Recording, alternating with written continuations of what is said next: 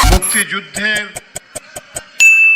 যা কিছু আকাঙ্ক্ষা ছিল আমাদের, সেটা যদি পূরণ হতো তাহলে গত 17-18 বছরে আমাদের যে লড়াইয়ে বহু সহকর্মী গুম হয়েছে, খুন হয়েছে, নিপীড়িত হয়েছে, এটা হতো না। যদি আমাদের সেই আকাঙ্ক্ষা পূরণ হতো তাহলে 24-এর গণ অভ্যুত্থানে আমাদের এত সন্তান, এত ভাই বোন শহীদ হতো না, আহত হতো না।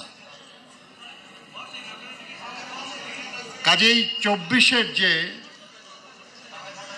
গণ অভ্যুত্থান, এই গণ অভ্যুত্থান আমাদের মহান মুক্তিযুদ্ধেরই একটা অংশ।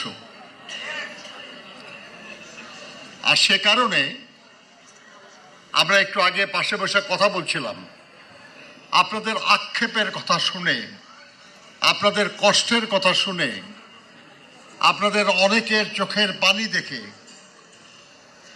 আমাদের নেতা জনাব তারেক রহমান সাহেব ভাবছিলেন যে কিভাবে এই সমস্যার সমাধান করা যাবে। যাদের আত্মীয় স্বজন এই মুহূর্তে প্রধান দাবি নিয়ে এসছে যে এই হত্যার বিচার চাই, এই বিচারের দাবি তো অন্যায্য দাবি না, এই বিচারের দাবি তো ন্যায্য নাকি? কিন্তু হচ্ছে না কেন এখনো?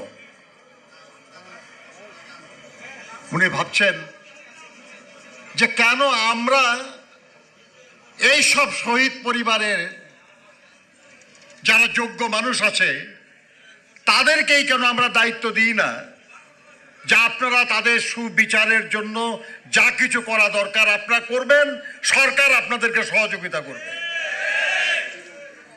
যারা আহত আছেন তাদের সুচিকিৎসার জন্য ওই আহতদের মধ্যে থেকে কিংবা তাদের আত্মীয় স্বজনের মধ্যে থেকে কেন আমরা দায়িত্ব দিব না যে তারা ওই আহতদের সুচিকিৎসার ব্যবস্থা করবে এবং সরকার পুরো দায়িত্ব নেবে। যেহেতু আমাদের মহান মুক্তিযুদ্ধের যে আকাঙ্ক্ষা সেটা বাস্তবায়ন না হওয়ার কারণে আপনারা লড়াই করে জীবন দিয়ে আহত হয়ে আর একটা ক্ষেত্র প্রস্তুত করেছেন, সেহেতু আপনারাও এই সময়ের এক ধরনের মুক্তিযোদ্ধাই। আপনারা মুক্তিযুদ্ধ বিষয়ক একটা মন্ত্রণালয় আছে আমাদের, আমরা সেখানে আপনাদের যেসব সমস্যা, সেই সব সমস্যা সমাধানের জন্য যে যে কাজ, ওই কাজগুলি মুক্তিযুদ্ধ মন্ত্রণালয় জিয়াউর রহমান সাহেবের, মুক্তিযুদ্ধ মন্ত্রণালয় বেগম খালেদা জিয়া করেছেন, বেগম খালেদা জিয়া করেছেন মুক্তিযুদ্ধ বিষয়ক মন্ত্রণালয়। এই মন্ত্রণালয়ের এটাও দায়িত্ব হবে যে এই আমাদের 24-এর যে গণঅভ্যুত্থান, এই গণঅভ্যুত্থানে যারা নিহত হয়েছেন, শহীদ হয়েছেন, যারা এর জন্য দায়ী, আমাদের একজন বন্ধু বলেছেন যে তারা সন্তানকে গুলি করেছে, তাদেরকে তারা চেনেন, কিন্তু তারপরেও তাদের গ্রেপ্তার করা হয় নাই। আপনাদেরকেই দায়িত্ব দেওয়া হবে, আপনারা তাদের গ্রেপ্তারের ব্যবস্থা করবেন।